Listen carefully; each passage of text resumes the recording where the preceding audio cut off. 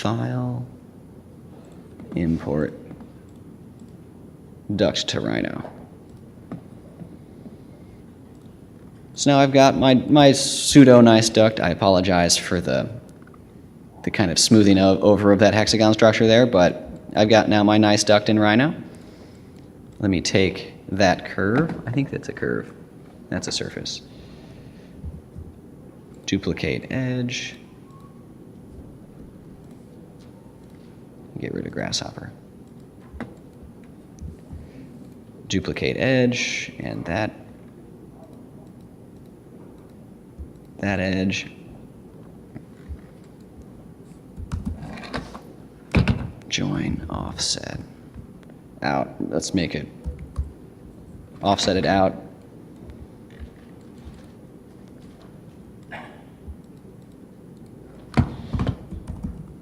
Join these curves together, offset, set out 25, so an inch. Why isn't that working?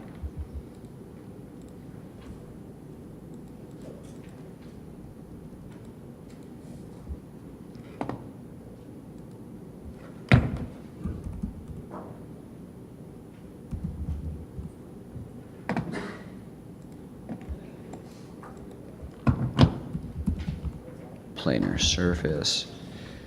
So now, actually that's not even big enough. Let's make it bigger.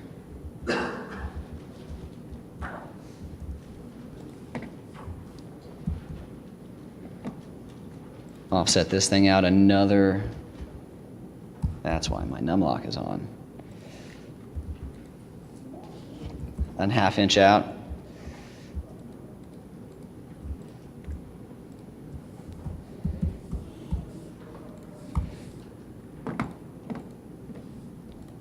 And so now we've got offset surface again, flip all 5 millimeters. So now I've got a nice CAD mating fixture for this object that I just made in a very, very nice, quick, like in a very short period of time. That does look a little bit big for me. That's probably bigger than you would normally stick on as a mating surface to another object. But I mean, very quickly we can go around and punch some holes in it so we can run some screws through this object.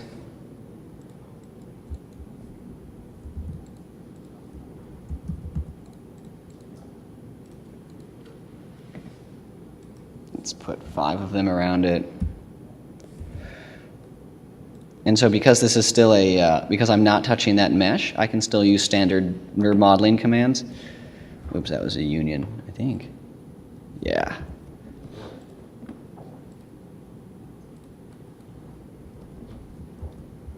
Gave me trouble yesterday too. Offset surface, flip all. Yes. Actually, let's even do it here.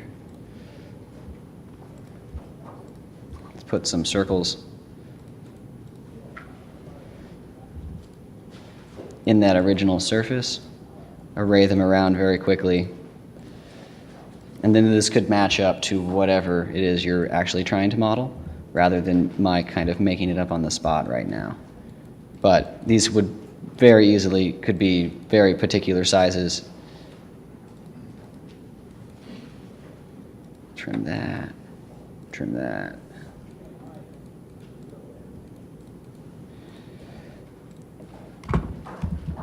Offset surface.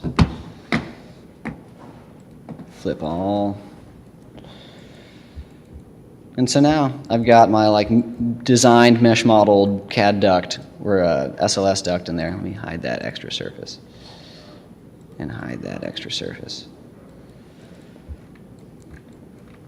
Now we've got this reinforced 1 millimeter thick, and it's been reinforced and I think we reinforced it with ½ millimeter, so it varies between 1.5 millimeters and 1 millimeter throughout the entire structure, and this may be enough to basically stop your part from deforming. This looks, to me personally, this is a kind of dense hexagonal structure. You could way lower that number down, or lower the basically the divisions, and so instead of, I think I divided it 50 by 50, it could be divided 25 by 25, and you'd get a different looking result with different properties. But you could still mesh it, or not mesh it, basically mount it the same way to this nice NURB surface. And I think it looks like I used a slightly wrong surface, so I'm just gonna scale it in a little bit for the sake of this. And so, but they are still two different objects. That mesh, and this object. I'm just gonna delete everything else out of here. And so, and I could do the same thing for all the other three sides to this. I'm just not, because you guys know how to model in CAD, and so you don't need to see me do that twice. And so then here, I can literally do a mesh Boolean union. Select them both. Sometimes it works, sometimes it doesn't. In this case, it didn't. And so let's bring them both into Magix. And they have also, there's free softwares like Mesh Mixer and a couple of other ones that allow you to basically not jump between, but basically allow you to mesh or mash different kinds of meshes together very easily. And so long as you don't move anything, they still maintain your CAD coordinates, and so you can bring them back and forth between different softwares very easily, so long as I don't scale it in one program and then hope it comes back into another program. That normally never works.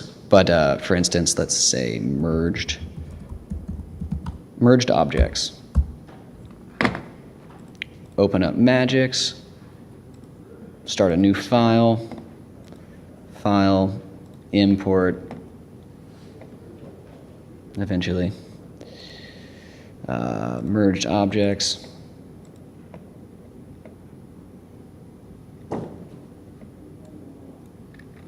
So now we've got that. Let me very quickly just fix everything. Follow advice, automatic fixing. Magix is a wonderful program. I use it all the time.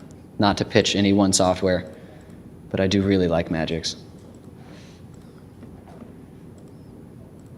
And so, let me just keep going through here really quick. Shells detected, auto fixing.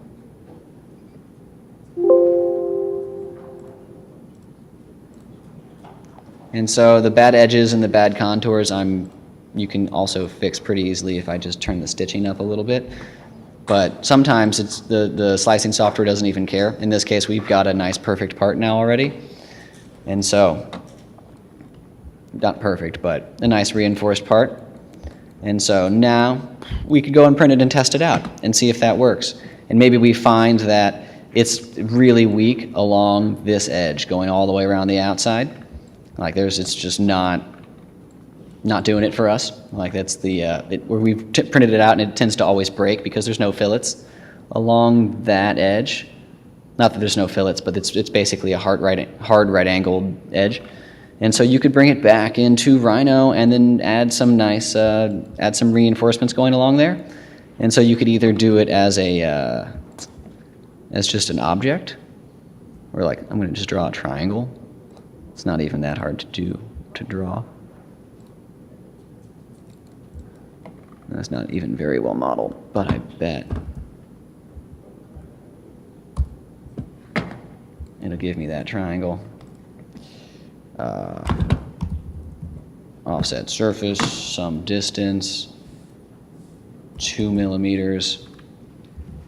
Array that around this part 5 times.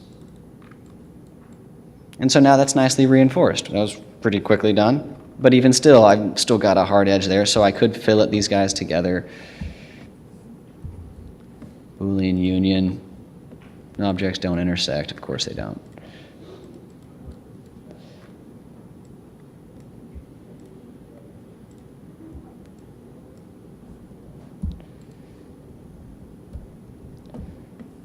Boolean union them together.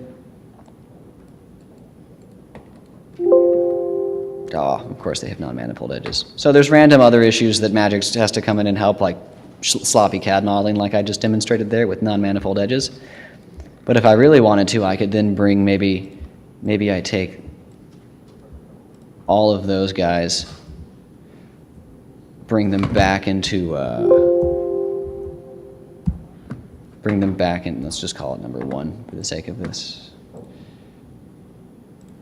Bring them back into ZBrush. And then basically merge them onto this object. So internals, what did I call that? 1.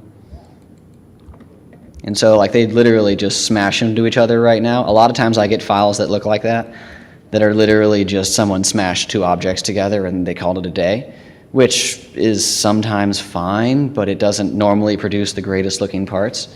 Our slicing software will normally take care of it, and that it won't, for instance, like try and print 2 objects in the same space and crash the machine, which is kind of annoying when that happens, but normally, that's normally where people stop. But literally like a couple more steps, very quick steps, and you can get it so it's a nice smooth surface that's not going to fracture, or at least it has a much lower likelihood of fracturing. And so if I Dynamesh everything together again, and so one of the issues with sort of this workflow is that I do lose my accuracy over time. The more times I Dynamesh something, the less accurate it gets, so I normally try and only do it once or twice, if at most. And also if I'm trying to be accurate, normally not normally, depending on the part, like on a duct, I'm not trying to be accurate over the entire part. I'm just trying to be accurate on the mating surfaces. And so, I mean, accurate within the micron. Like, it still has to be accurate, but not like super precise accuracy. And so, like, if I go in here and I smooth this guy down, filleted everything. Like, it's all nicely smoothed together now. It's got a nice curve going through there. There's not any sharp edges that it's going to possibly initiate a fracture on. And so, I can literally hide these things and bring it back into Rhino and continue to work. And so that's sort of one of my favorite workflows, is to jump between Rhino, Grasshopper, and ZBrush and Magix and kind of basically do a loop of that until I get a part that is acceptable for the particular outcome. And so if I you saw me do this earlier, so it won't be very exciting, but export, let's call this 2. The number 2.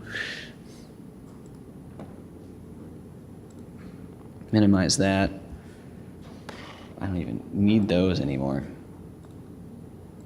But so long as I don't move it, that's even one of the, like, if I don't move it or change scales or do anything to the part when I work in these different softwares, that always import back in exactly the same location. And I've still got my nice CAD surface here, which hasn't moved at all and still maintains all of those tolerances that I've spent forever trying to figure out.